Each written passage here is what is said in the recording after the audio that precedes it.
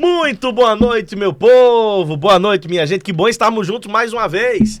Esse é o 4º episódio da segunda temporada do Conecta PB, 33º, desde que nós iniciamos esse projeto, ainda lá nos estúdios da Êxito Coworking, agora aqui nos estúdios da Use Work, que fica na Avenida Bento da Gama, no bairro da Torre. Se você precisar fazer um podcast, gravar vídeos, aulas, enfim, nós temos não só esse formato, tá? Para poder entregar a você, como também outros formatos. Você deve seguir o nosso Instagram, ou nos façam uma visita. O Use Work não tem só esses estúdios.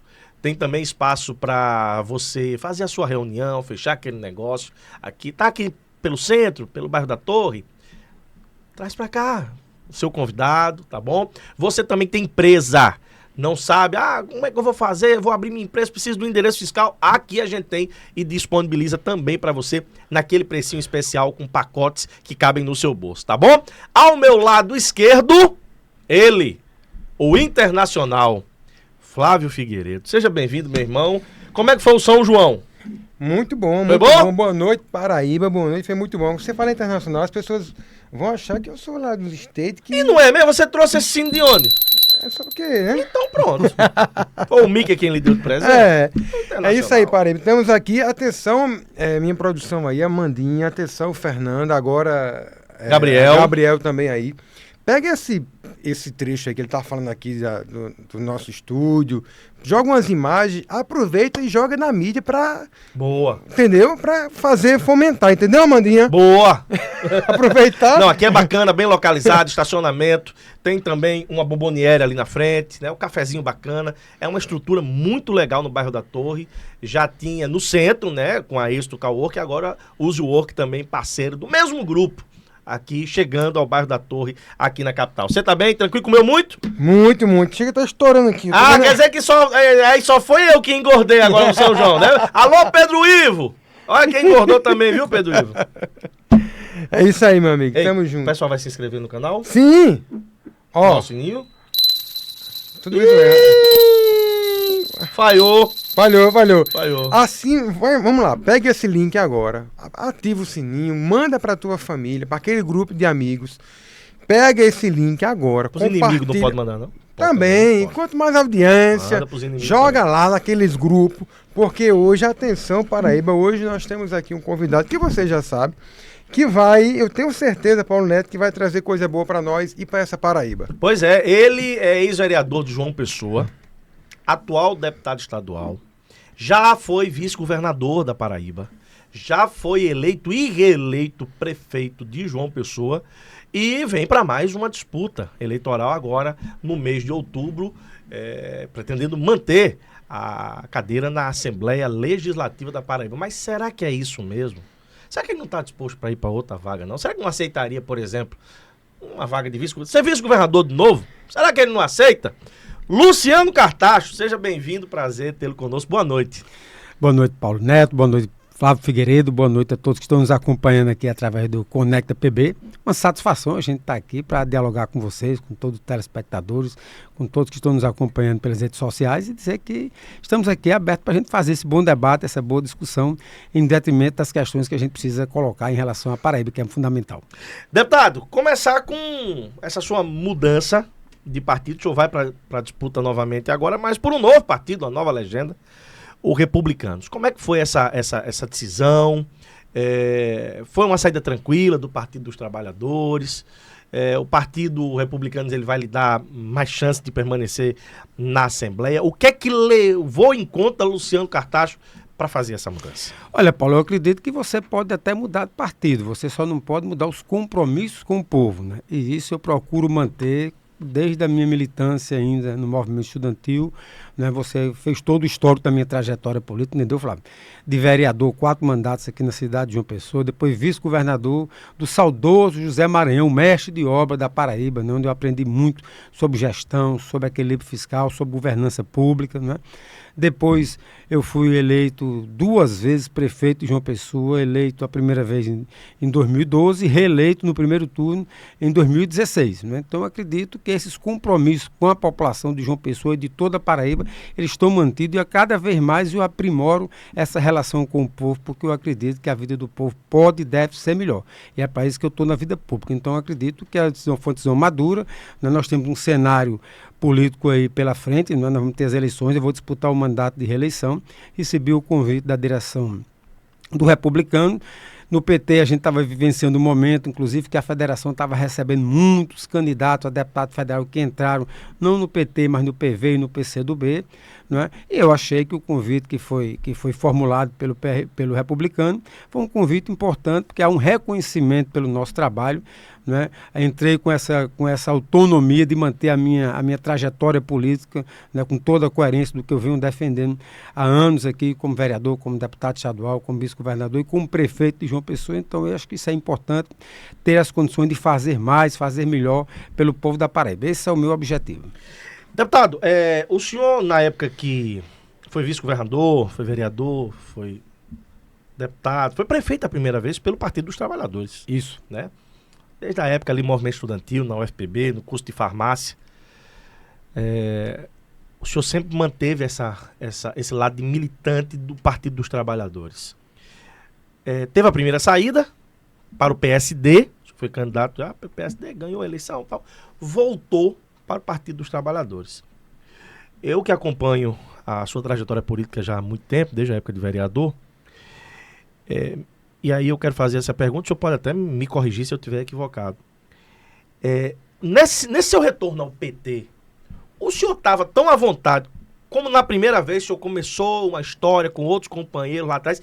Eu percebia, e até em conversa com outros colegas, fora dos microfones, fora das câmeras, eu comentava, rapaz, parece que o Luciano não está tão à vontade, a palavra é essa, tão à vontade no PT agora, nesse retorno, como era anteriormente. Essa minha leitura era uma leitura equivocada?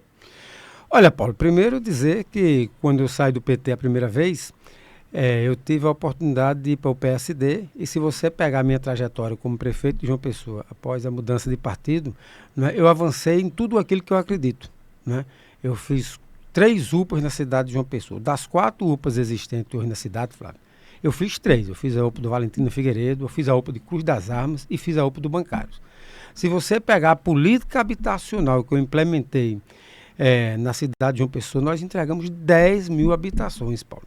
Não é pouca coisa. Eu acho que nenhum gestor vai ter mais a oportunidade de bater esse recorde de habitação popular na nossa capital. Uma parceria com o programa Minha Casa Minha Vida, contrapartida da Prefeitura de João Pessoa, fruto de um trabalho de equilíbrio fiscal que a gente tinha na gestão. E tirei várias pessoas de área de risco na cidade. Você pega ali a comunidade do Timbó, que quando chovia era um verdadeiro Deus nos acude, deslizamento e barreira. Tinha acontecido alguns óbitos, inclusive lá, mortes realmente de pessoas durante o período chuvoso. Né? Era um período que quando a água vinha, levava a casa de pessoas. Era uma desestruturação completa nas famílias. E eu enfrentei aquele desafio, construí casas, fizemos muro de arrimo, fiz a parte da drenagem, da pavimentação, iluminação em LED. E hoje você passa no Timbó, eu tive agora nesse período de chuva lá, e o pessoal dizendo, Luciano, aqui, depois que você fez essa intervenção aqui, mudou a vida da gente. É chuva, é trovão, é relâmpago, mas a gente dorme sereno, dorme tranquilo, porque não tem mais aquele medo de haver um problema na madrugada, de ter um deslizamento de barreira, de acontecer algo que pudesse dificultar a vida das famílias. Então você vai ali para o bairro também São José, ali perto da Rui Carneiro, né, que também era um problema muito sério. Né, quando a água da chuva vinha, a lama entrava dentro da casa das pessoas.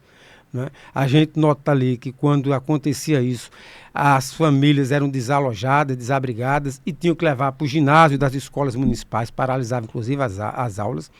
E eu também fiz 400 apartamentos com muita dignidade, apartamentos com varanda, dentro de um padrão de muita qualidade, e saí ajeitando, resolvendo problemas históricos da cidade de João Pessoa em relação às áreas de risco. Né? Então, isso tudo foi fruto de um trabalho em equipe, foi fruto de um trabalho dentro de um planejamento que eu tinha. Então, o fato de ter mudado de partido não fez com que eu deixasse de fazer algo importante para a população. Ao contrário, aumentou as minhas condições de fazer esse trabalho na cidade de João Pessoa. Então, essa foi a razão fundamental. Hoje aqui recebi o convite do Republicano, como você já colocou aí, e no meu retorno ao Partido dos Trabalhadores, né, eu tive a oportunidade de chegar querendo trabalhar, querendo unir. Meu diálogo sempre foi muito verdadeiro. Tanto Paulo como Flávio, vocês sabem que eu nunca fui um esquerdista radical, eu nunca fui uma pessoa de confronto, de eleger a política como inimigos, como a transformar adversários em inimigos, de forma alguma. Eu sempre fui uma pessoa ciente da minha responsabilidade, da missão que Deus me deu de estar na vida pública para melhorar a vida das pessoas.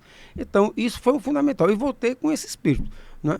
Não fiquei tão à vontade como anteriormente, porque sempre algumas pessoas puxavam isso como um problema, ter retornado ao partido, ter saído, mas dessa vez saí com muita serenidade, conversei com a direção do partido, né, não teve atrito, não teve discussão, nem confronto nesse momento. Tenho amigos que compõem hoje o Partido dos Trabalhadores, que militaram comigo a vida toda. Continua votando em Lula? Continuo votando no presidente Lula e com muita maturidade, serenidade, nós vamos ampliar a nossa forma de fazer política, melhorando a vida das pessoas, né? Estabelecendo parcerias importantes na minha gestão como prefeito e na minha trajetória política no parlamento, como vereador e agora como deputado.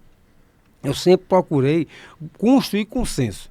A disputa política, ela acontece, quem está na vida pública sabe disso, mas a capacidade do diálogo, de ouvir, né, de construir soluções conjuntas que possam viabilizar melhores condições de vida para a população, isso sempre fez parte da minha trajetória política e eu vou continuar fazendo isso. O senhor falou da política habitacional da sua gestão enquanto prefeito de João Pessoa, e eu lembrava que a mesma secretária sua é a atual secretária, né? Se manteve lá e ultrapassou gestões, né? E continua sendo secretária Socorro Gadelha. Mas antes da gente começar aqui o nosso papo, a gente conversando em off, Flávio estava lembrando de uma passagem sua com Hoje Republicanos, antigo PRB. Eu queria que você trouxesse a público. Quer dizer que o PRB, na época, que hoje é o Republicanos, né? Na época lá da pré-candidatura, quando o Luciano estava lançando um nome para deputado, para prefeito de João Pessoa, foi o primeiro partido que... Você estava lembrando disso, não foi? Lembrando disso. Foi o primeiro partido, o deputado lembra muito bem disso, que acreditou na campanha e, na época, eu acho que o presidente era o deputado Jutaí, não era? Exatamente. Era, o deputado Jutaí era o presidente. E o pastor Miguel Arcanjo também. O pastor Miguel Arcanjo era o vereador aqui, na época, e apoiou a candidatura dele, acreditou, e aonde ele é testemunha disso, que ninguém acreditava na campanha. Era unânime. Não, no início mesmo. No início mesmo. Não, você não tá doido, vai dar em nada.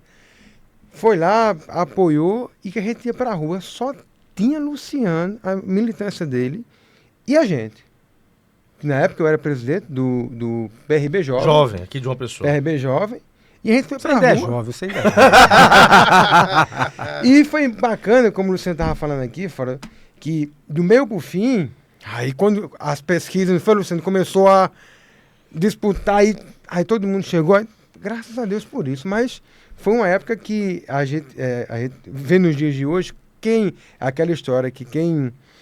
vai na fonte primeiro, como é que é? Bebe água limpa. Chega primeiro e bebe água limpa.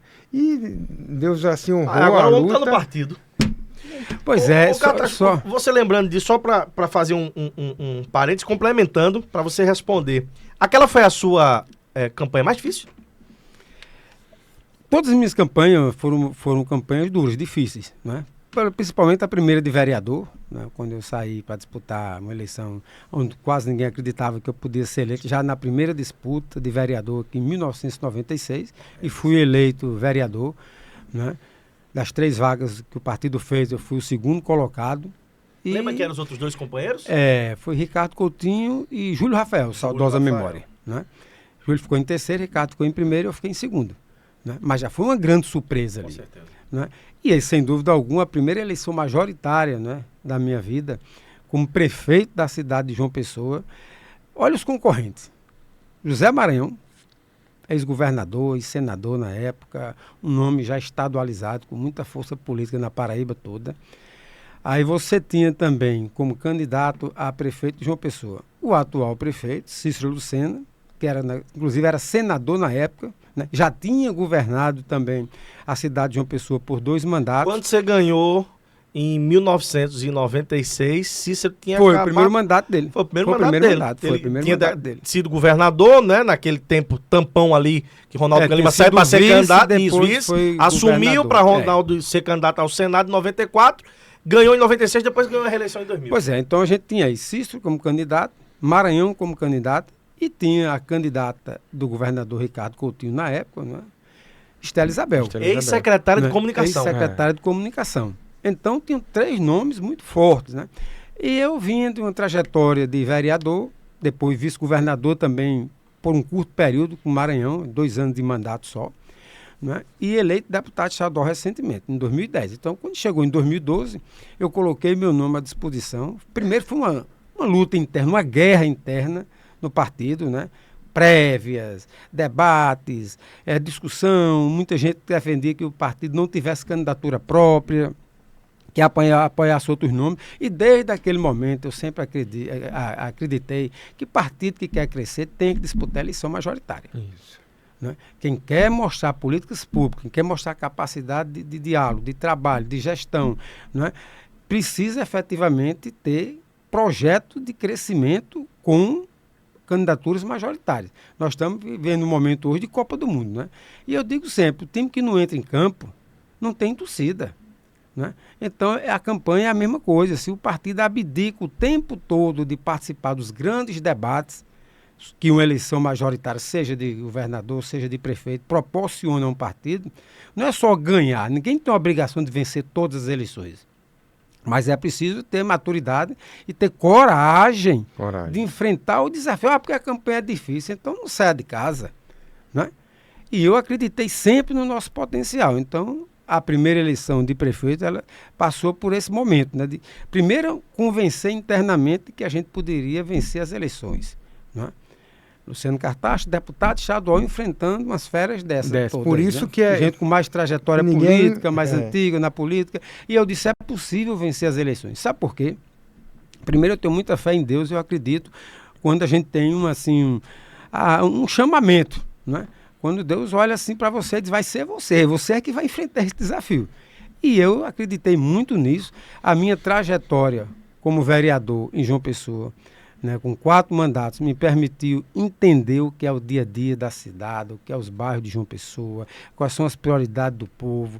Eu nunca fui um vereador de um mandato localizado em um bairro da cidade especificamente. Eu utilizei os mandatos que a população me deu para conhecer verdadeiramente a nossa cidade. Conhecer a alma da cidade. Quais eram as prioridades que a população exigia naquele momento. Então, nós enfrentamos esse desafio. Começamos com a candidatura, né, com um percentual de voto ainda pequeno, mas saímos dialogando, conversando, visitando os bairros, apresentando nossas ideias, nossas propostas, e muita gente dizia, isso aí não vai chegar a 10% dos votos. E a gente foi crescendo. Aí entrou a história do PRB na época. Né? O meu primeiro suplente de deputado estadual era exatamente o pastor Jutaí. E eu conversei com ele, procurei Jutaí, ele me recebeu muito bem, né? E a gente dialogou e disse, olha, a nossa candidatura tem viabilidade. Agora a gente vai precisar de construir uma política de aliança, porque o perfil que nós estamos apresentando para a cidade de João Pessoa é um perfil que a população queria. Um nome novo, que conhecesse a cidade, que demonstrava uma sensibilidade política muito grande para os projetos sociais e que já tinha uma trajetória de serviço prestado à cidade de João Pessoa. Então, existia um sentimento de renovação na política. Né? Então, quando eu comecei a conversar isso com o Jutaí, ele compreendeu muito bem isso. Ele era presidente do PRB aqui na cidade de João Pessoa. E eu me lembro quando a gente foi para a primeira reunião nossa mais ampla, já praticamente de lançamento da minha pré-candidatura a prefeito de João Pessoa, já tinha vencido as prévias partidárias, né? Tive que passar por prévia partidária também, internamente. Eu peguei Jutaí exatamente ali, né, para as pessoas, né, ele estava, passa aqui, passei ali, ele estava vindo de um culto na Igreja Universal, entrou no carro e a gente foi conversando até o Sintel ali, que é o Sindicato de Telecomunicações, ali, os trabalhadores de telecomunicação ali no centro da cidade, próximo à Câmara Municipal, e a gente foi para essa reunião lá e ele plenamente confiante, eu senti muito essa verdade nos olhos de Jutahy. Ele fez uma aliança, ele acreditando, mesmo quantas pessoas não acreditavam naquele momento, mas ele vai dar certo. E aí a gente fez esse primeiro momento de diálogo e fechamos uma aliança política. A partir dali veio o crescimento da nossa candidatura, outros partidos começaram a se aproximar também. Depois a gente teve o apoio do saudoso ex-prefeito Luciano Agra também, que teve um papel importante nesse cenário todo, mas a gente saiu superando adversidades, superando barreiras e conseguimos fazer uma campanha maravilhosa com muita emoção. Foi a campanha mais emocionante da minha vida, foi aquela eleição de prefeito em João Pessoa. Eu ia lembrar justamente dessa... Isso foi uma marca muito forte. Quando chegou, Paulo, o guia eleitoral, sim, foi uma coisa impressionante, uma coisa bonita demais. Quando a gente começou a botar, né, os nossos programas no guia eleitoral, as inserções que apareciam durante a programação, era uma coisa automática. Quando eu saía na rua, no dia seguinte, que ia para os bairros fazer as caminhadas, os arrastões que a gente fazia, a adesão da população foi aumentando, as pessoas saindo de casa, não é? E o pessoal disse, agora a gente vai fazer uma pesquisa. Eu disse, pode fazer, que eu garanto que a gente vai crescer nessa pesquisa. Sabe quando Pela aceitação. E não deu outro. Quando saiu a primeira pesquisa pós-guia eleitoral, a gente começou a subir resultado, terminei o primeiro turno já em primeiro lugar, e no segundo turno foi um passeio, né? A gente venceu com quase 70% dos votos. Sabe quando foi que eu vi que o senhor tinha condição de ir para o segundo turno, de ganhar a eleição? Sim. Quando o senhor justamente deu esse, para mim foi um checkmate, que foi ter o apoio do saudoso prefeito Luciano Agra. Eu lembro das críticas que o senhor recebeu, das disputas internas que o senhor vivenciou ao receber o apoio de Agra.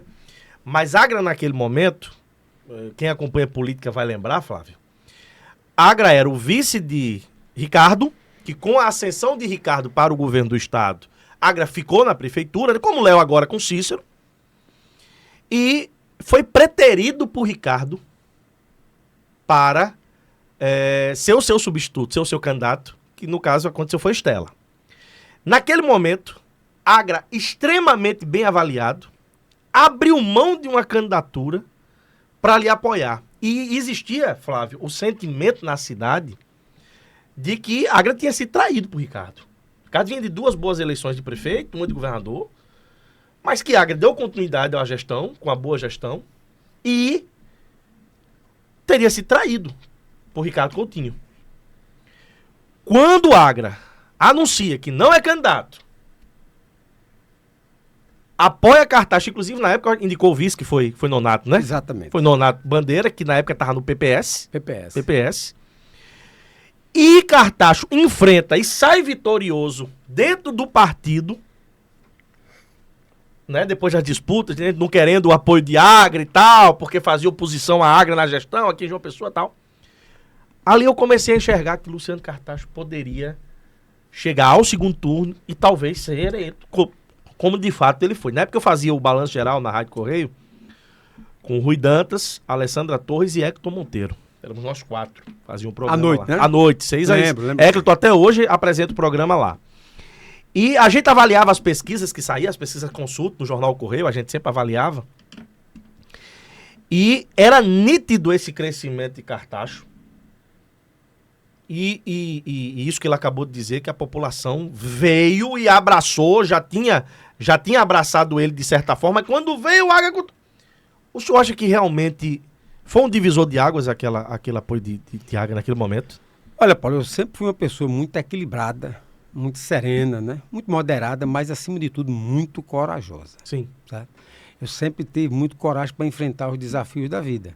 Né? E foi preciso muita coragem para a gente participar de todas as etapas dessa campanha. Primeiro, se lançar candidato, onde muita gente dizia que eu não passava nem na prévia do partido. Eu recebia ligações no meu celular de gente do seu partido dizendo: Luciano não vai ser candidato, que a gente não vai deixar. Não, ninguém acreditava que eu seria candidato. Né? Foi uma trajetória, foi barreira em cima de barreira, construída para eu não ser candidato.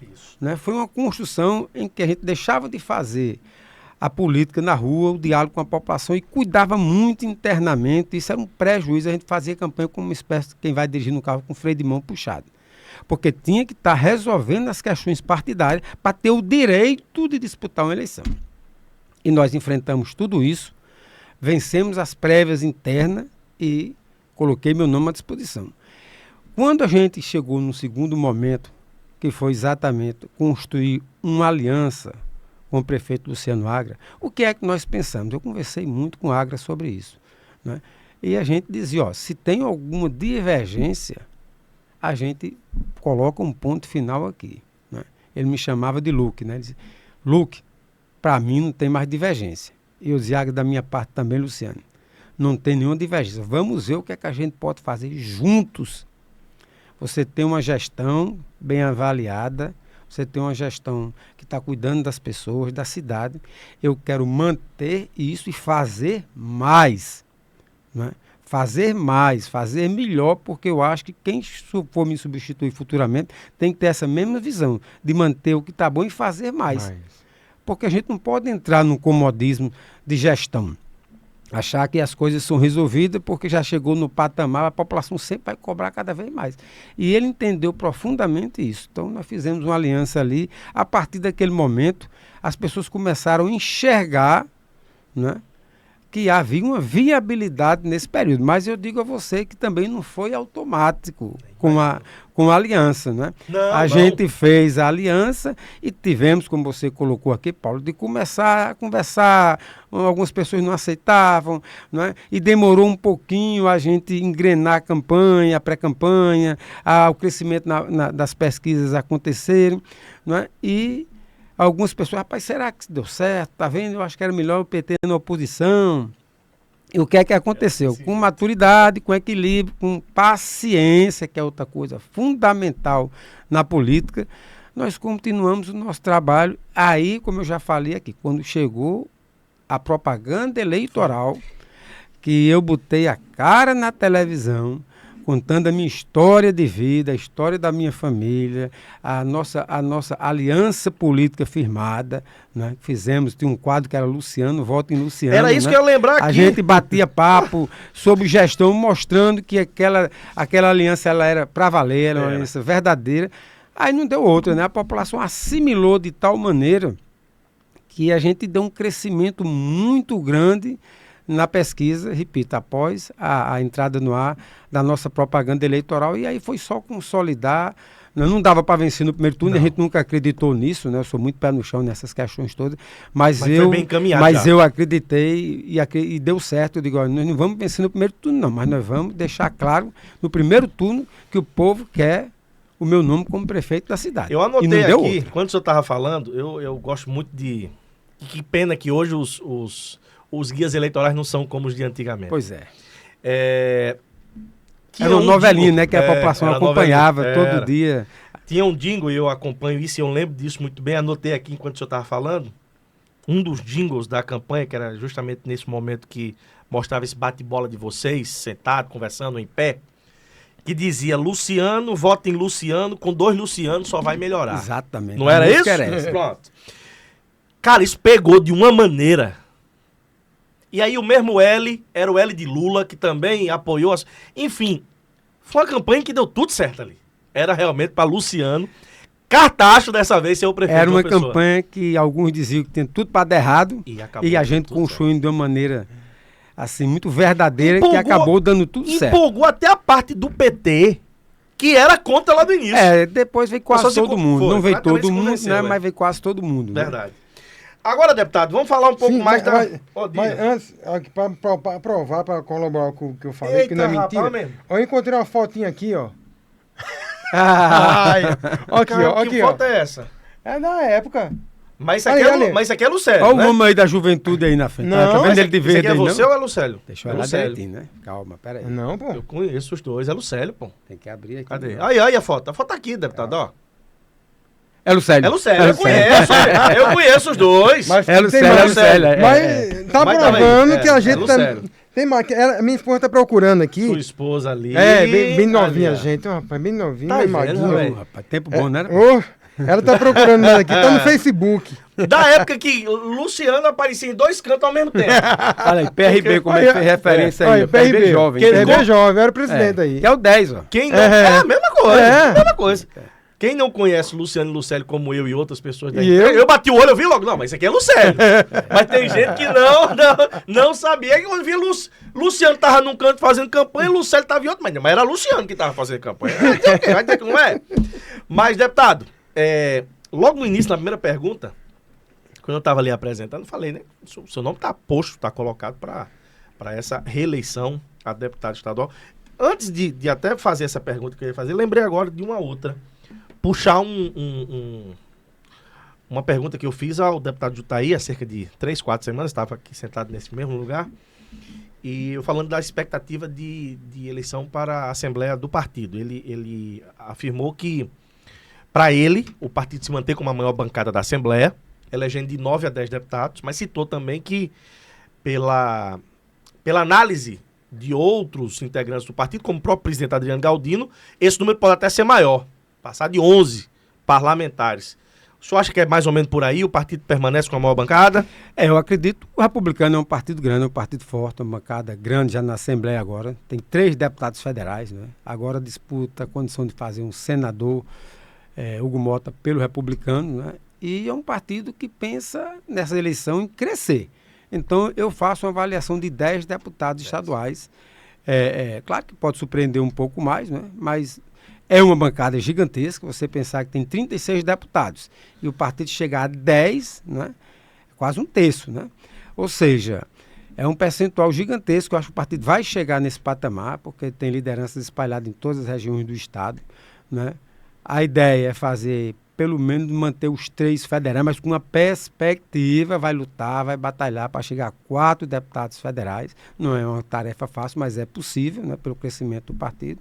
Eleger um senador, e esse é o caminho, né? Eu acredito que um partido, como eu falei aqui anteriormente, um partido que quer crescer tem que disputar eleições majoritárias. O partido que quer crescer tem que ofertar aos filiados, às lideranças em potenciais, as condições de fazer a política, a boa política, e fazer o partido avançar no cenário que a gente está vivenciando aqui na Paraíba. Então, como a direção do partido pensa grande, eu acredito que o resultado vai ser colhido com bancada grande de federal e de estadual. Pronto, aí o senhor falou federal, estadual, senador da República. Mas tem uma vaga em aberto aí que o partido pleiteia, que é a de vice-governador. O seu nome está posto para deputado estadual. Também foi lançado o nome da sua esposa, a ex-primeira-dama Maísa Cartacho, como pré-candidata a deputada federal. E, ultimamente, o nome, tanto o seu quanto da sua esposa, tem sido ventilado para ocupar essa vaga de vice que os republicanos pleiteiam. E que eu aqui, sinceramente, sabe, não vejo tanta resistência do PP em abrir essa vaga para o Republicanos. Na semana passada nós tivemos aqui a ex-secretária, né, pré-candidata pelo PP a deputada federal, Poliana Ayrton, e ela dizia que acreditava que essa vaga fosse para uma mulher. Não poderia ser qualquer mulher. E da forma com que ela falou, como seria a mulher ideal, o perfil da mulher, na minha memória, no dia da entrevista, veio de Maísa Cartacho, por exemplo. Vocês abririam mão dessa possibilidade, se chegasse o convite, ou para o senhor, ou para a sua esposa, de abraçar essa vice de Lucas Ribeiro? Olha, eu vou começar por Maísa, né? Maísa recebeu um convite para ser candidata a deputada federal pelo Republicano, foi esse o convite feito. Ela aceitou esse convite, aceitou esse desafio pela história de vida, pela trajetória de Maísa, que ela venceu na vida pela educação. Né? Uma mulher que nasceu na zona rural de Cajazeiras, que caminhava diariamente quilômetros para poder ter acesso à educação na cidade, voltava para casa no período noturno, fim de tarde, não tinha nem energia no sítio Guaribas, e ela fazia esse percurso diário, né? Concluiu os estudos em Cajazeiras, veio aqui para João Pessoa, passou no curso de farmácia no vestibular, né? Depois se formou, fez mestrado, fez doutorado, né? Em seguida, Maísa teve a oportunidade de fazer concurso público, hoje é professora do curso de medicina, da disciplina de farmacologia. Eu diria que milhares não, mas pelo menos de 800 a 1.000 médicos foram formados por Maísa durante esse período que ela está na universidade. E quando foi primeira-dama da cidade de João Pessoa, fez um trabalho muito interessante, né? fez um trabalho onde procurou valorizar o artesanato, a cultura popular na nossa cidade. O projeto Cerejas da Penha, quem conhece aqui no bairro da Penha, né, onde fizeram um trabalho social muito bonito através da escama de peixe, que foi transformada em biojoias e conseguiu fazer com que esse projeto tivesse uma dimensão nacional.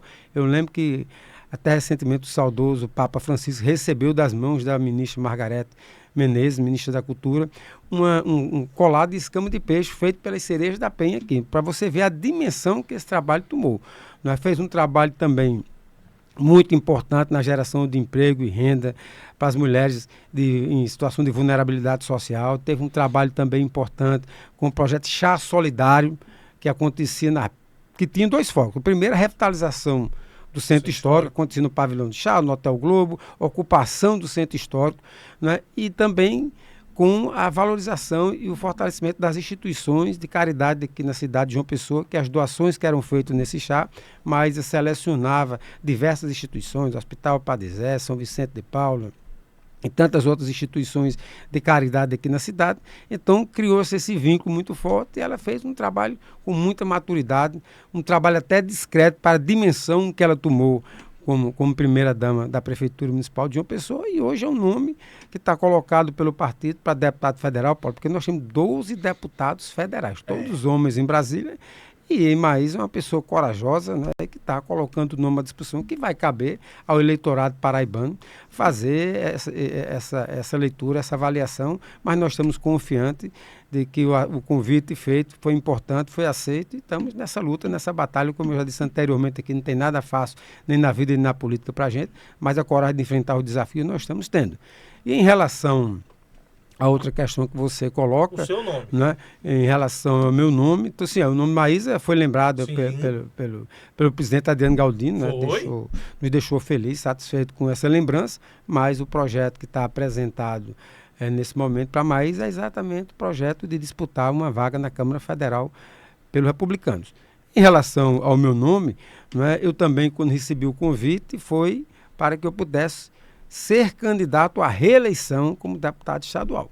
Aceitei esse desafio, vamos enfrentar, estamos dialogando muito internamente nesse sentido, né, para que a gente possa ter, como eu falei, essa bancada forte de 10 deputados na Assembleia. Estou confiante na minha reeleição, pelo trabalho que a gente vem realizando aí, né, não só pela minha história como vereador, como deputado, como vice-governador, como prefeito de João Pessoa 2 vezes, mas pelo que eu estou apresentando, produzindo como deputado estadual, né? Porque o trabalho da gente é um trabalho de resultados, né? Se como prefeito eu fiz 3 UPAs na cidade de João Pessoa, agora como deputado a gente tem um instrumento, Paulo, que são as emendas impositivas. Então eu estou colocando recursos no Hospital Padre Zé, que passava por uma crise financeira violenta, né? O Padre Geal já assumiu, eu fui lá, conversei com ele, fiz um planejamento de recursos através de emendas parlamentares para ajudar a tirar o Hospital Padre Zé da crise financeira que se encontrava, com risco até de atraso de salário dos servidores. Então o nosso mandato já investiu mais de R$1 milhão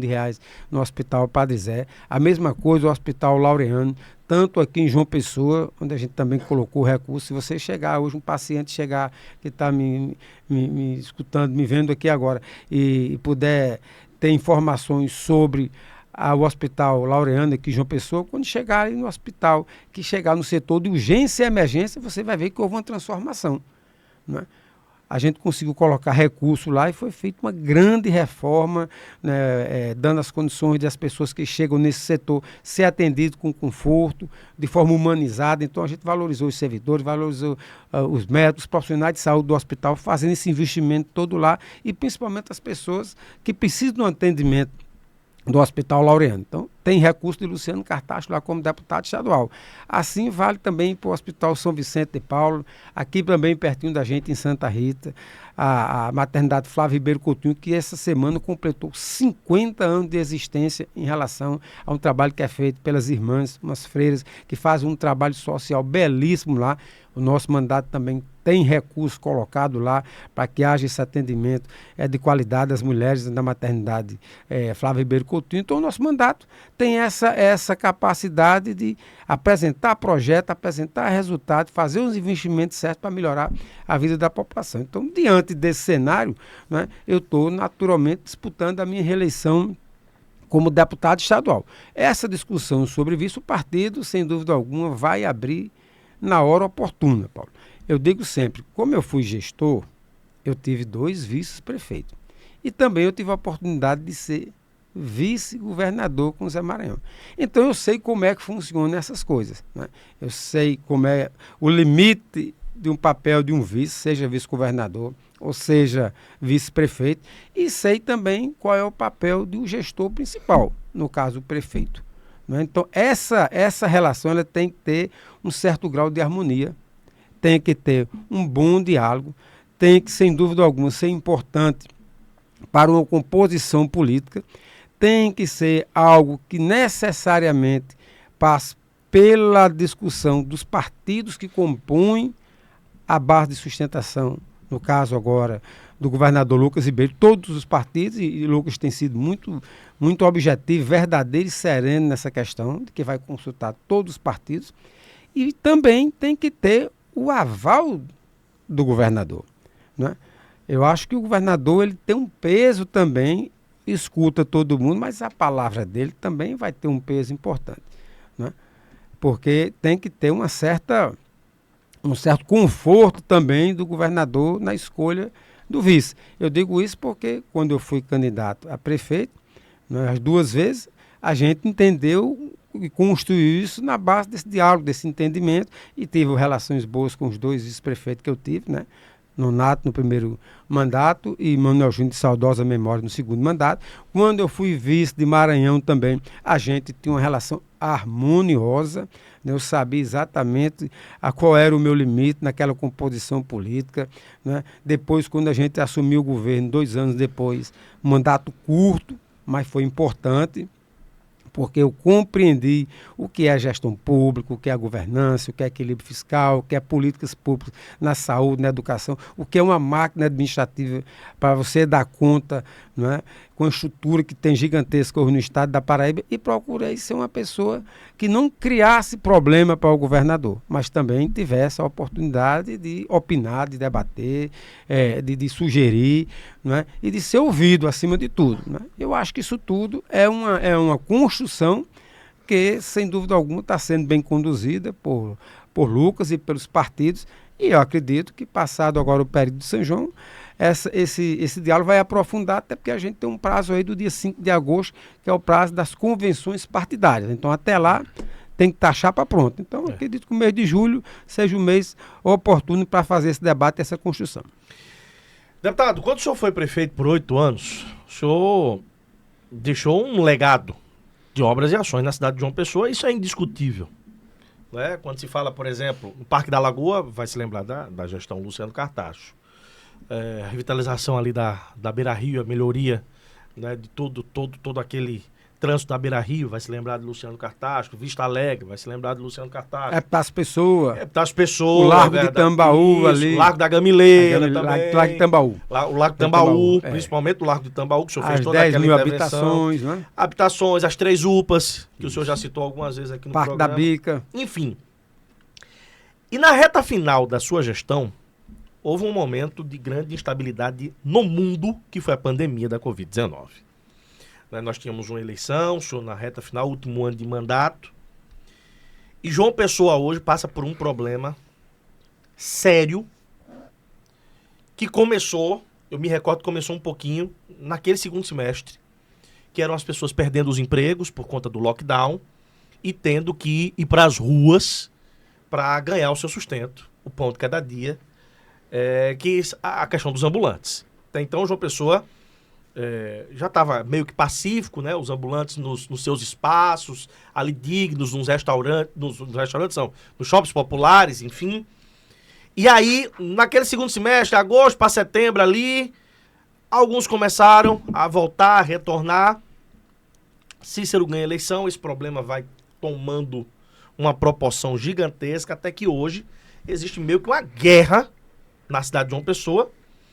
De um lado, os ambulantes querendo trabalhar com dignidade, que ali não tem nenhum, né? Eu até falei na televisão esses dias, ali não tem nenhum vagabundo, ali são trabalhadores querendo levar o pão para a sua mesa, né? Mudou-se, por conta da pandemia da Covid-19, os meios de trabalho, Né?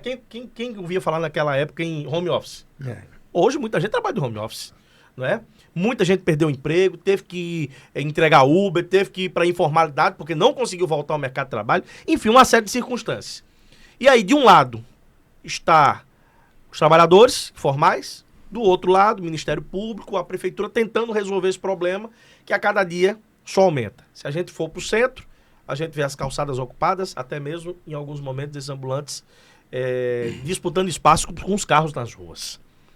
Na praia, na orla, do mesmo jeito. Ambulante para tudo quanto é lado. Se tornou um problema para João Pessoa. Isso precisa ser resolvido. Com a sua experiência de 8 anos na cidade, de ter dialogado ali com os ambulantes durante esses 8 anos, qual é a melhor saída para João Pessoa reorganizar a sua parte de urbanização e dar dignidade a essas pessoas sem precisar ir para o confronto? Olha, Paulo, primeiro dizer que realmente você toca num assunto aí, num tema que foi no último ano de gestão, minha como prefeito de 2020. O mundo não esperava passar por aquele momento difícil de uma pandemia, né? Numa área importante, que é a questão da saúde pública, e nós enfrentamos esse desafio, né? O meu planejamento enquanto gestor foi cuidar de salvar vidas.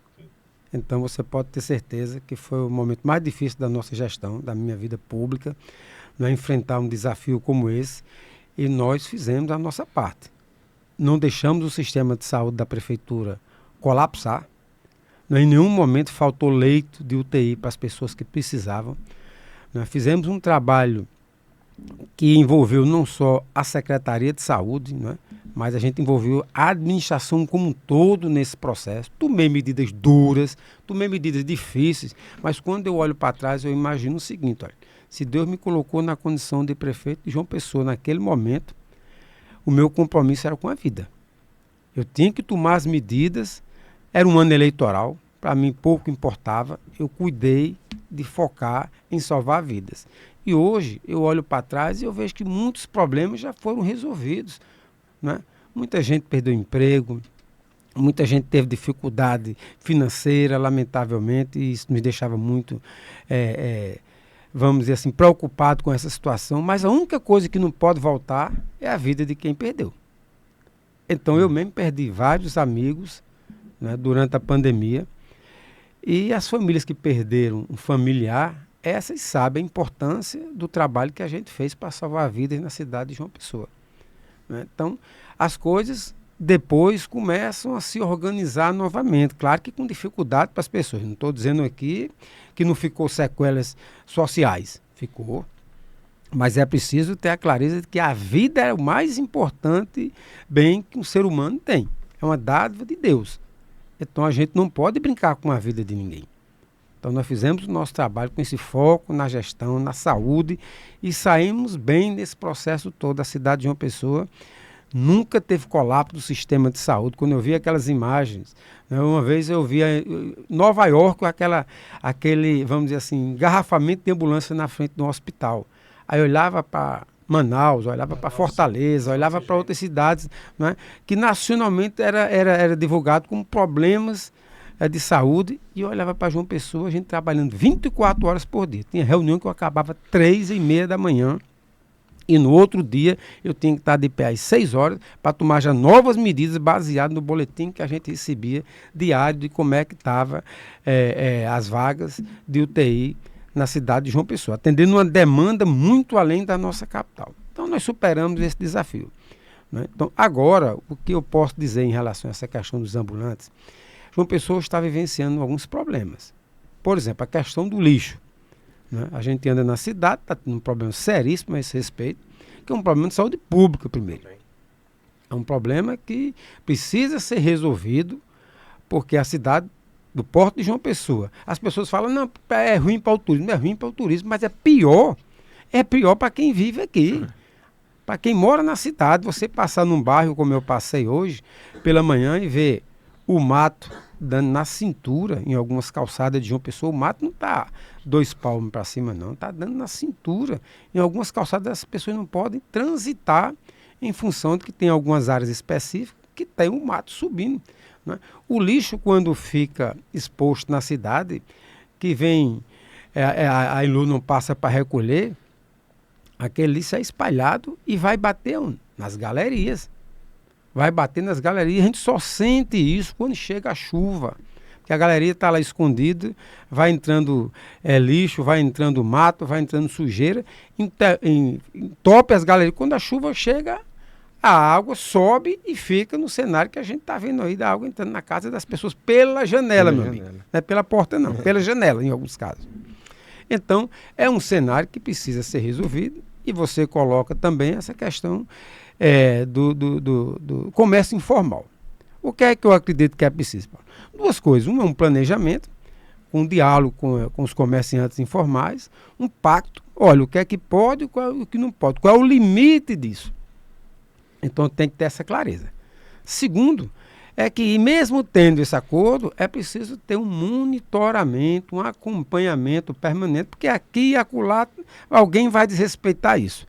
Então é preciso é um trabalho diário, permanente, de acompanhamento, de equipe na rua, né, de diálogo com os comerciantes informais, para poder se estabelecer um determinado padrão aceitável, porque isso não é uma coisa de muita facilidade para resolver definitivamente.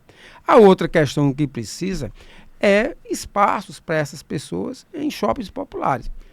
Antes de deixar a prefeitura, no último ano eu não pude entregar por conta dessa questão da pandemia, mas eu desapropriei o antigo prédio ali das Nações Unidas, em frente ao ponto de 100 réis ali no centro da cidade.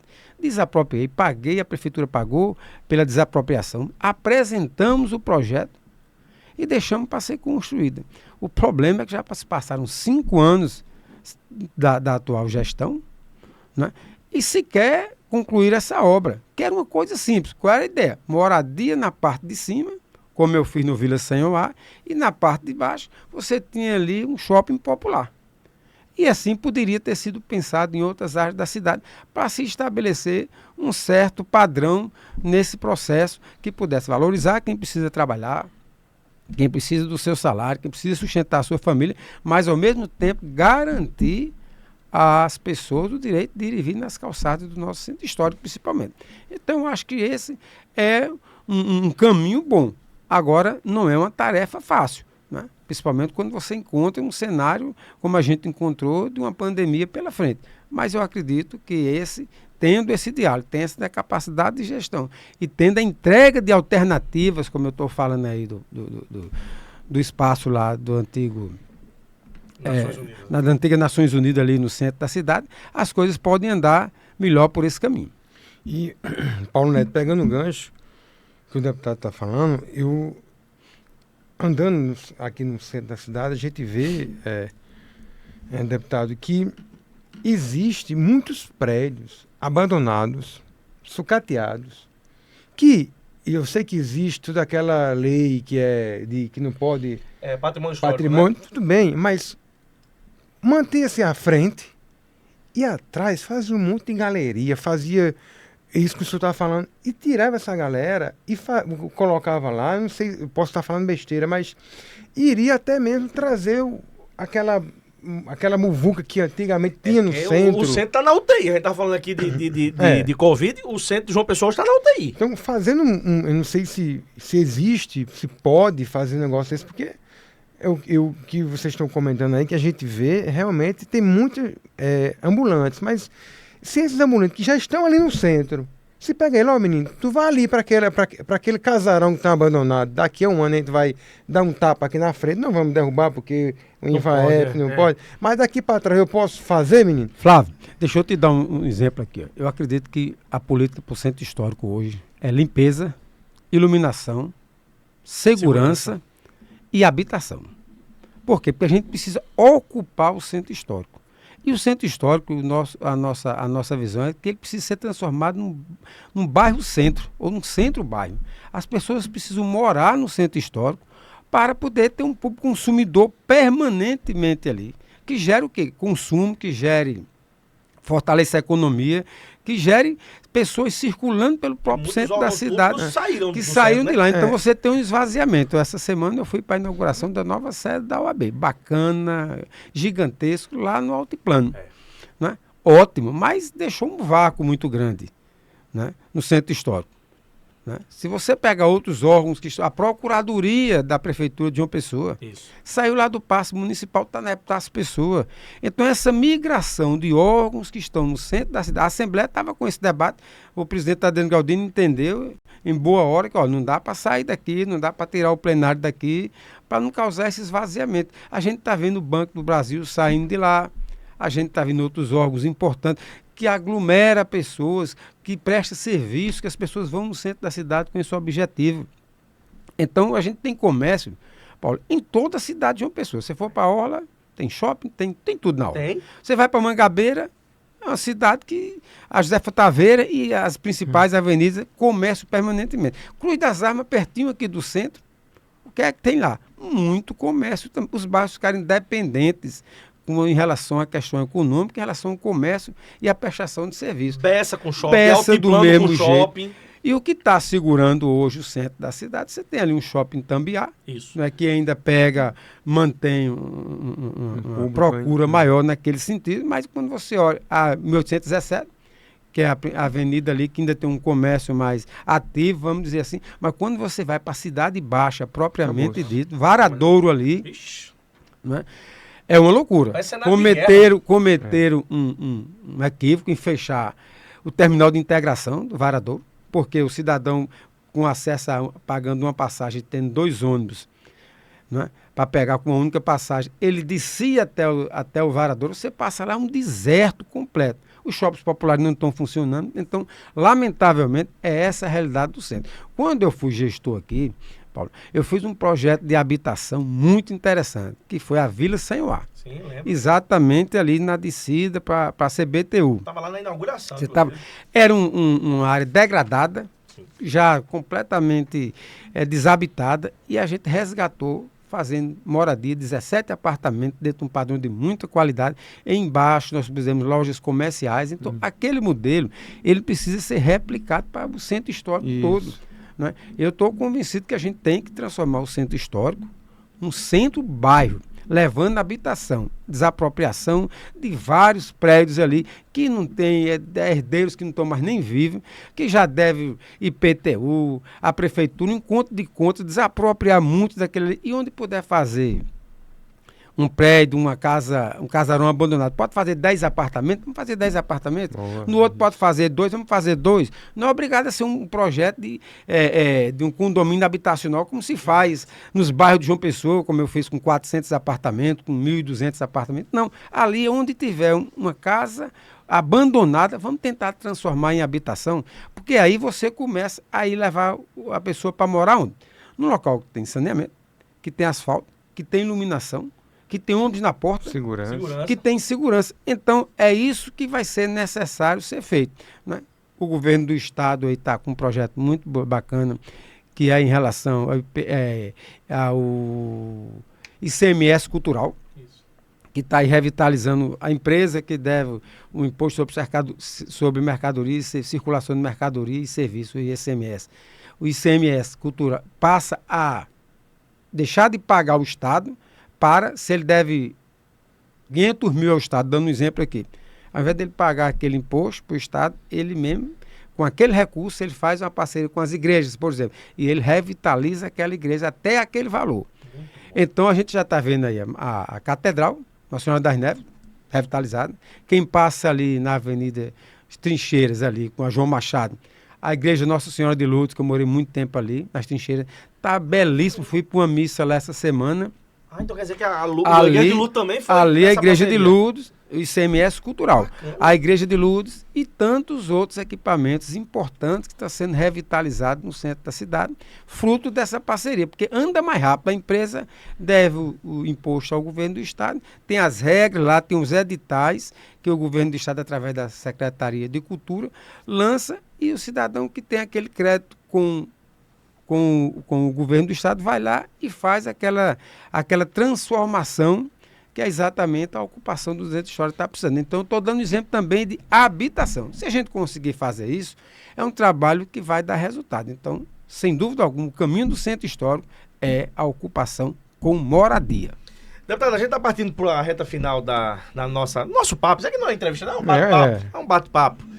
Mas, como o senhor é pré-candidato, né, à reeleição, o senhor já está há 3 anos e meio, né, nesse último mandato aí de deputado estadual. Para renovar esse mandato, o senhor vai, claro, no tempo hábil, pedir o voto ao povo paraibano, mas já pode estar mostrando, evidentemente, o trabalho que o senhor fez nesse período para ter a confiança do povo paraibano novamente e renovar por mais 4 anos esse mandato. Quais são os projetos que o senhor poderia destacar rapidamente, que o senhor pôde realizar nesse período, ou trabalho em comissões, que o Luciano disse, cara, claro que todo trabalho vai ser importante para o senhor, cada projeto de lei, cada requerimento, projeto de emenda, vai ser importante, mas aqueles que tocam realmente mais a vida das pessoas e que o senhor destacaria e se orgulha disso? Olha, eu sou membro da Comissão de Orçamento e Finanças da Assembleia Legislativa, que acompanha a votação do orçamento, que é a principal peça do Estado da Paraíba, lei que dá as condições do governador ter um orçamento para investir em políticas públicas. O orçamento do Estado. Gastar o dinheiro da gente. Gastar o dinheiro, e gastar bem, né? Gastar bem, né?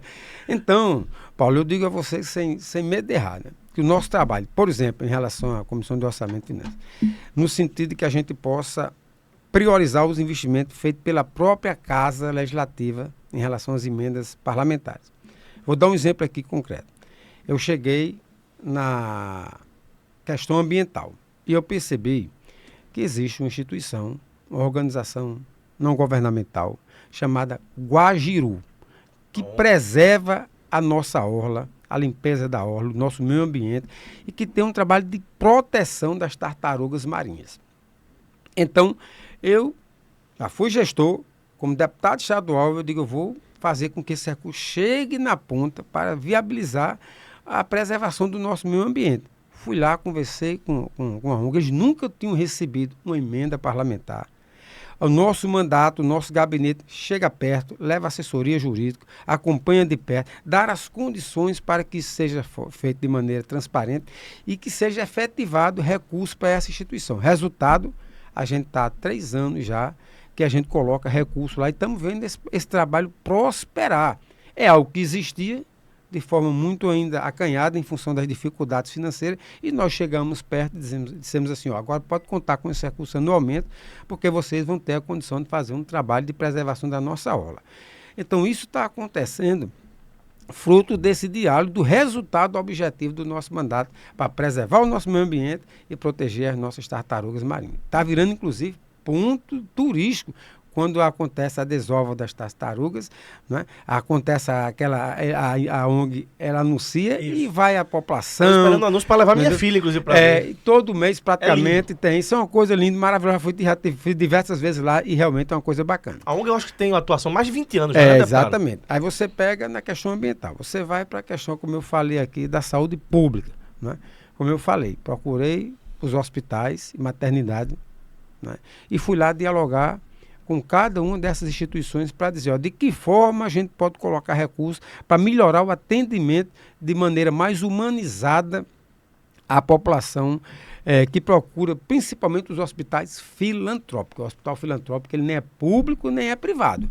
Ele fica exatamente numa linha ali que precisa de doação das pessoas, inclusive física, pessoa física e de pessoa jurídica. Então, nós estamos ajudando o Hospital São Vicente de Paulo, nós estamos ajudando com emenda parlamentar, o Hospital Laureano, o Hospital Padre Zé, o Hospital Flávio Ribeiro Coutinho, em Souza, o Hospital Laureano também, eu já levei ambulância para o Hospital Laureano em Souza, né?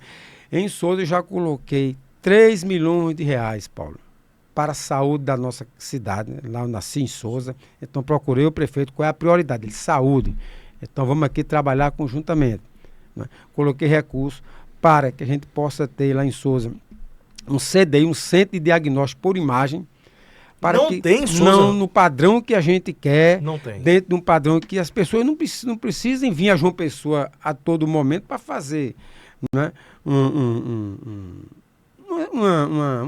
vamos dizer assim, uma consulta que necessariamente vá passar por um tratamento desse que precisa de um diagnóstico por imagem, né? que as pessoas sabem que isso é necessário, muitas vezes, para você ter o diagnóstico correto para aquela doença. Então, a gente trabalhou nesse sentido, colocamos recurso lá, né, para a Prefeitura Municipal de Sousa, e a gente também fez uma coisa interessante, que foi o seguinte: Sousa está a 420 quilômetros de João Pessoa. Então, o que é que eu vi? Quando eu era prefeito, eu vi que a gente atendia uma demanda, Paulo, de muita gente que vinha do interior do estado para ser atendida em João Pessoa. Então, tem situações que efetivamente é necessário que essas pessoas venham a João Pessoa. Para vir aqui, as pessoas estavam vindo de uma van, uma coisa meio improvisada, um desconforto. Imagina, o cidadão está debilitado, com a saúde abalada, e precisa sair de uma cidade para outra a 420 quilômetros de distância, sem um acompanhamento de um familiar, para vir para uma casa de um amigo ou na casa da prefeitura que aluga aqui em João Pessoa. Então eu cheguei, conversei com o prefeito, comprei com o recurso do nosso mandato de emenda parlamentar um ônibus todo novo, zerado, climatizado, para que essas pessoas já saiam de lá com um certo conforto para poder ser atendido e voltar para Sousa. Isso quando for necessário vir para cá. Porque não pode, a todo momento, estar o paciente chegando aqui na nossa capital. Para ser atendido lá, aí entrou o nosso investimento no CDI, para que a prefeitura também tenha as condições de ofertar um trabalho na saúde, para quanto mais as pessoas puderem ser atendidas na sua cidade natal, ao lado da sua família, ao lado dos amigos, o poder de recuperação, inclusive emocional, é muito maior quem está tratando de um problema de saúde com apoio, com suporte da família. Então, a gente trabalhou dentro dessa visão. A minha experiência como gestor, como prefeito, fez com que a gente pudesse atuar nas duas frentes. Vamos organizar, ajudar a estruturar o sistema de saúde municipal. Agora, quando tiver que vir, que venha com conforto, que venha com segurança, que venha acompanhado dos familiares num ônibus decente, com climatização, com um novo, né, que a companhia da família esteja presente também, que é um programa que existe na prefeitura, que é exatamente que é atendimento fora do domicílio, né? E isso a gente está ajudando nesse sentido também. Então, essa é um exemplo de como a gente está enxergando um mandato para servir ao povo da Paraíba. Em outras áreas também, por exemplo, do esporte, a gente tem ajudado diversas instituições que trabalham com esporte amador, que tem um papel importante, não na revelação de talento propriamente dito. Nós estamos numa Copa do Mundo, se sair um craque daqui, sai um mestre da Paraíba. Maravilhoso, mas a gente sabe a dificuldade que é isso, né? De milhões sai um mestre daquele. A ideia não é essa, a ideia central é que o esporte seja transformador. O esporte seja algo essencial na qualidade de vida da população, da família, na valorização do esporte como formação do cidadão. Então a gente está trabalhando, contribuindo com várias instituições que fazem de saúde, esse trabalho. De segurança, né? Exatamente. Prevenção, né? Estando na escola e no esporte, você vai estar longe das drogas e da violência. Exatamente isso. E com o apoio, o suporte da família, sim, que é importante para gerar essa proteção social que a gente quer. Então, eu estou falando de esporte, de cultura. A gente tem um trabalho muito importante também com a instituição que é o Instituto Cultural aqui de João Pessoa, que também faz um trabalho importante com a música clássica, né? Um trabalho que tira as crianças dos bairros para poder fazer o estudo, o acompanhamento, tocar instrumentos musicais, que podem ir para uma orquestra sinfônica, que pode ter para a Universidade Federal da Paraíba através do curso de música. Porque quando eu fui gestor, eu estou sempre querendo associar para dizer o que eu aprendi como prefeito. Eu estou lembrando do celeiro aqui. Vou falar do celeiro para encerrar. Então, o que eu estou colocando aqui é que, por exemplo, nós tínhamos um projeto chamado, na Prefeitura Municipal de João Pessoa, era um projeto que ação social pela música, né, onde a gente abriu polos em vários bairros de João Pessoa, principalmente Mangabeira e Alto Mateus, e que os alunos tinham professores de música clássica. A gente comprou os instrumentos, violino, todo instrumento necessário para que esses alunos começassem a aprender.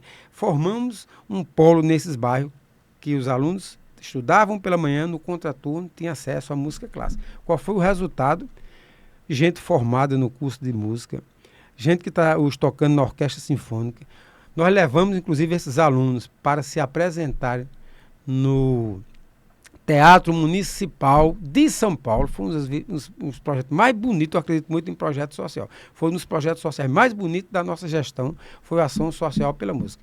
O maestro João Carlos Martins, que é uma figura nacional, internacional, teve em João Pessoa, foi lá, a gente levou ele lá no polo do Alto do Mateus, conheceu o trabalho social, ficou encantado, marcou a apresentação desses meninos em São Paulo, meninos e meninas.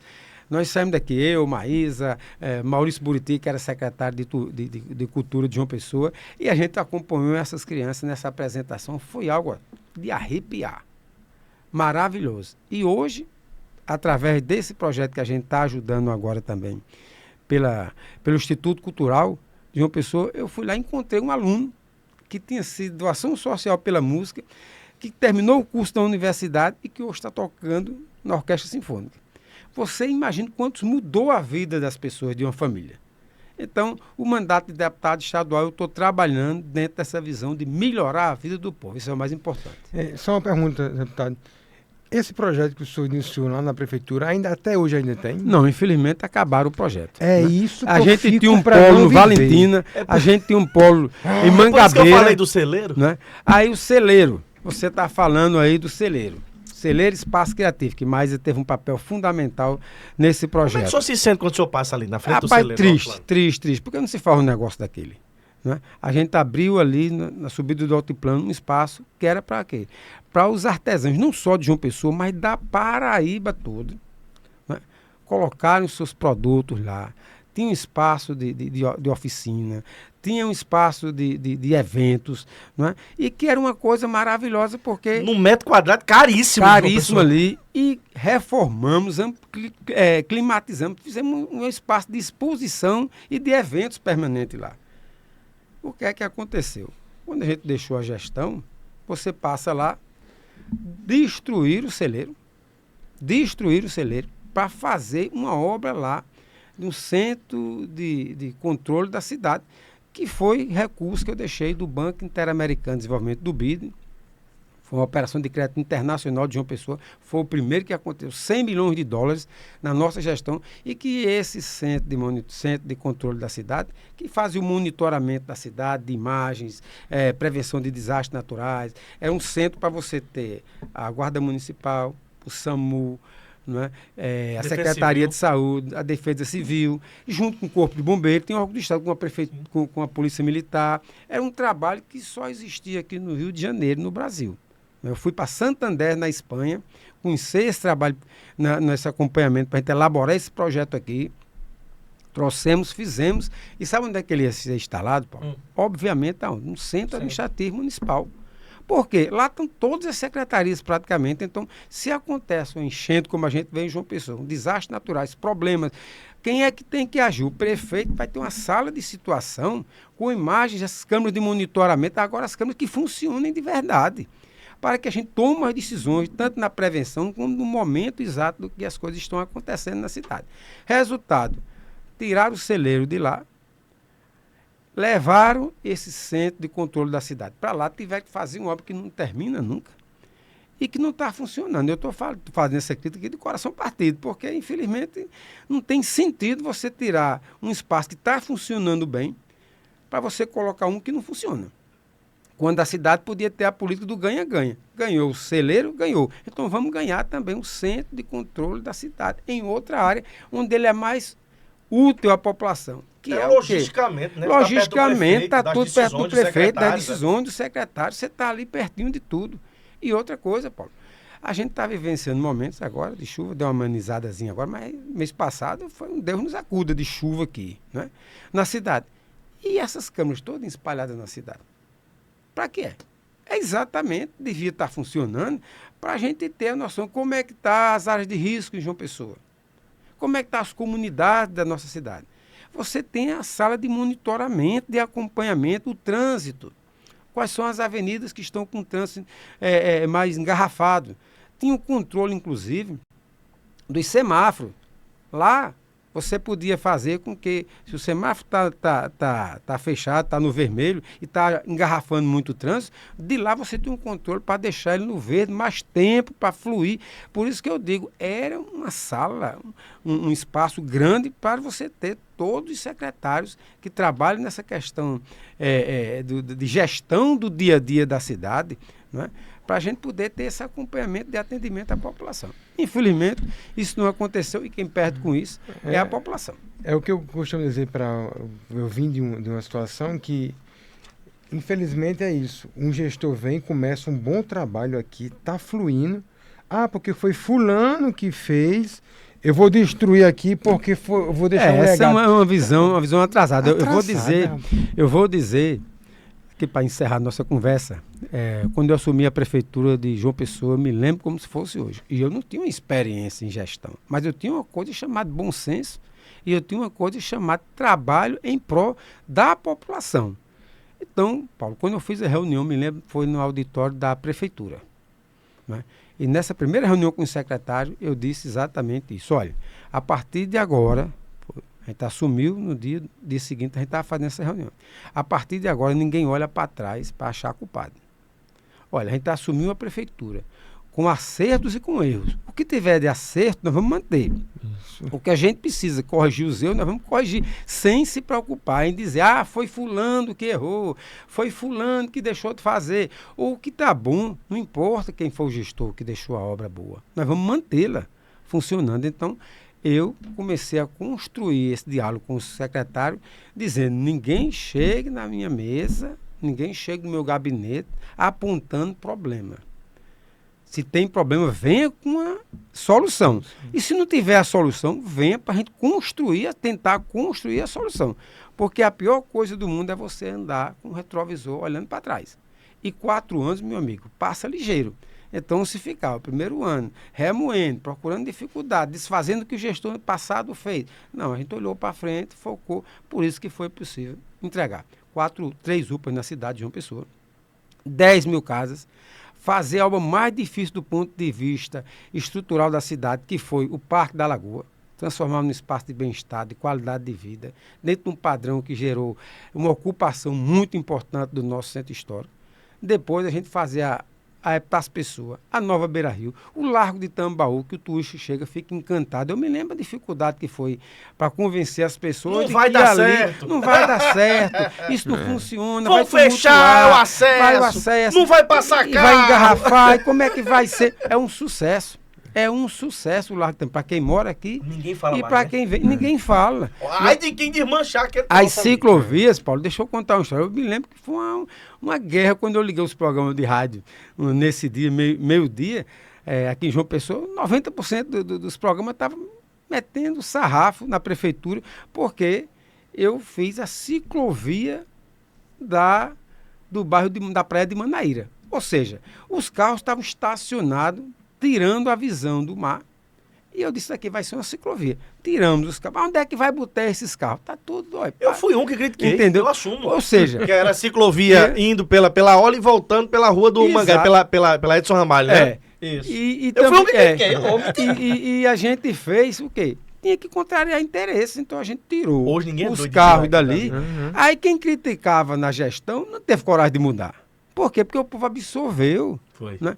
É o que existe mais moderno no mundo, é ciclovia e calçadas padronizadas. Eu peguei a calçadinha da orla todinho, ali de Tambaú e Cabo Branco, e fiz a calçada padronizada. Do outro lado ali de Cabo Branco também, tem bar, restaurante, na beira-mar ali. Também padronizei ali, abri novas vagas de estacionamento. Foi. Iluminei tudo com LED, asfaltei tudo. Fizemos o Largo de Tambaú. A Epitar as pessoas e a Beira-Rio foi pensado dentro de um conceito, Paulo. Cidade para as pessoas. Vou dar um exemplo aqui. As 2 principais avenidas que ligam o centro histórico e a nossa orla. Beira-Rio e Epitácio, né? Isso. Eu fiz o seguinte. Beira-Rio era uma avenida subutilizada.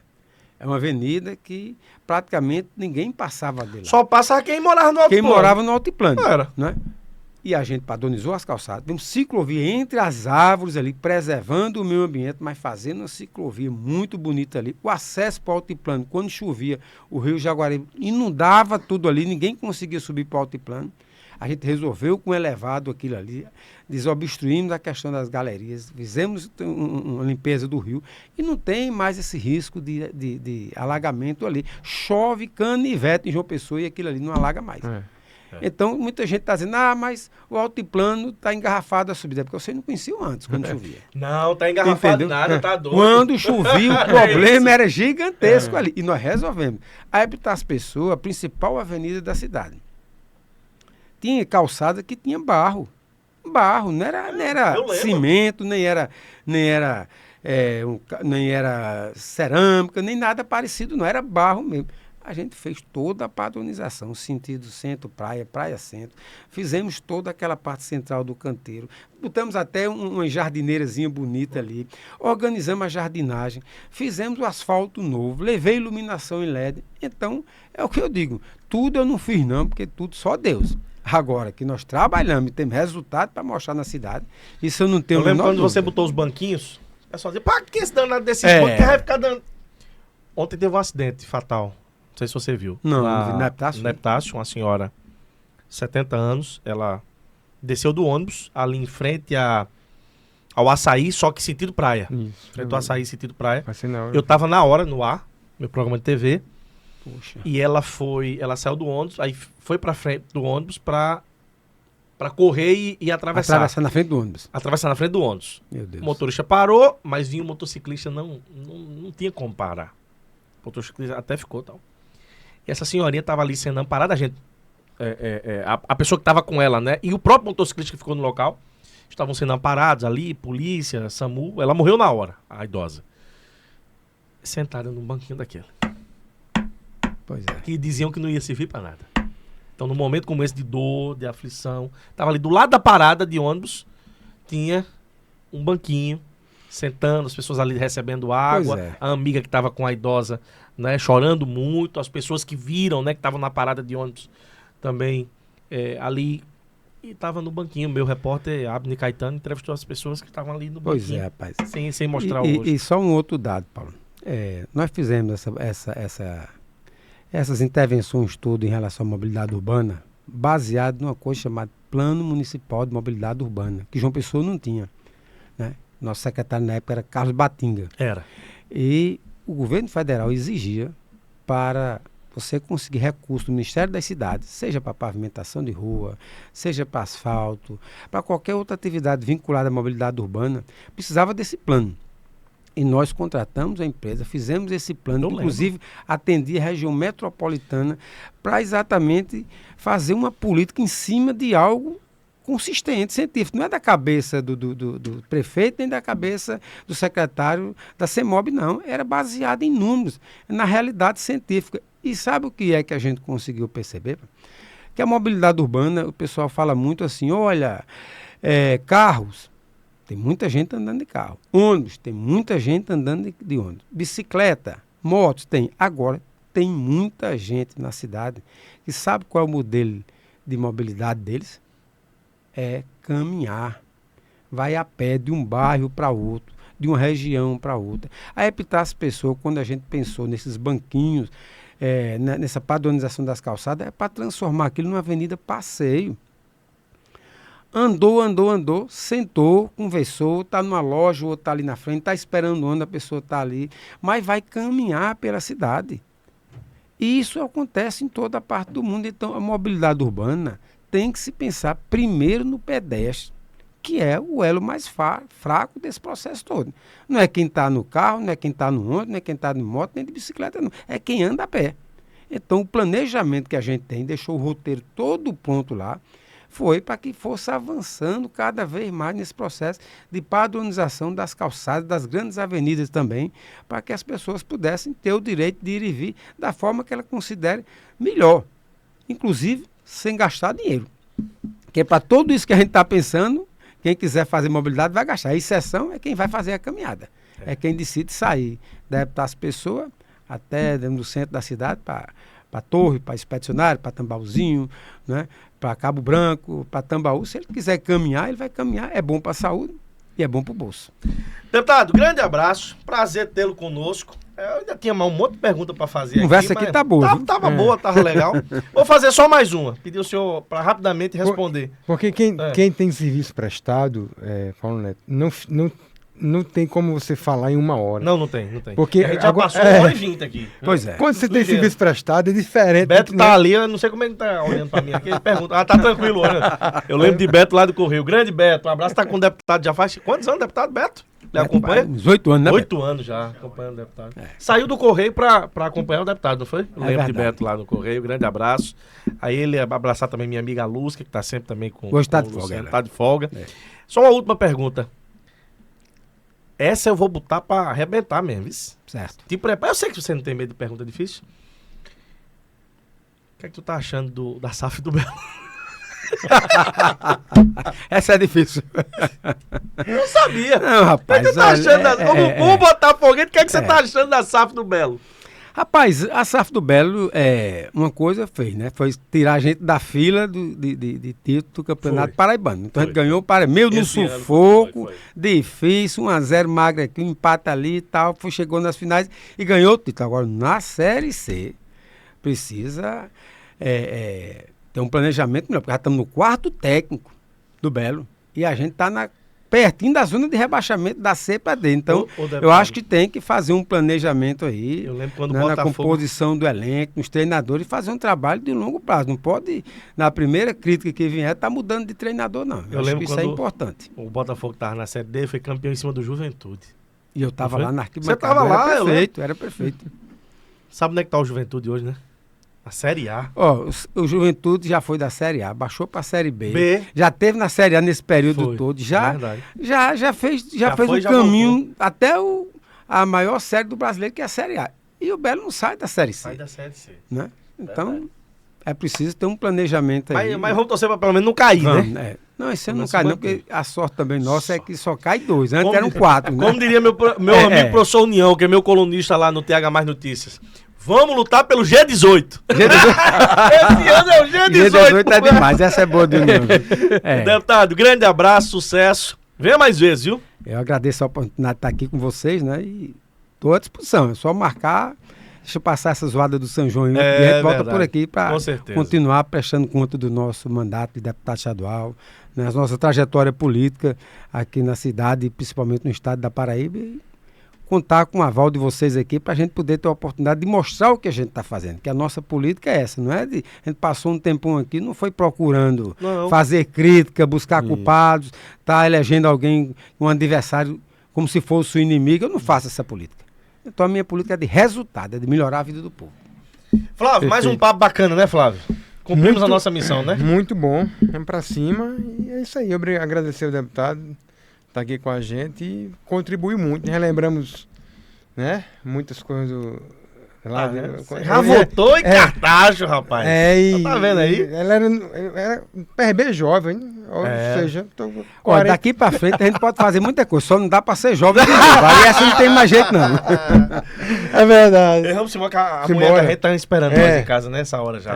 Ei, beijo no coração, Paraíba. Obrigado. Segue a gente no YouTube, tá? Se inscreve no nosso canal, ativa o sininho para receber as notificações. Segue a gente também no Instagram. A partir desse papo de amanhã, vários cortes, né, com trechos importantes dessa conversa com o deputado Luciano Cartacho estarão disponíveis lá. Se você não deu para acompanhar esse papo todo, volta aí no YouTube, vai ficar salvo.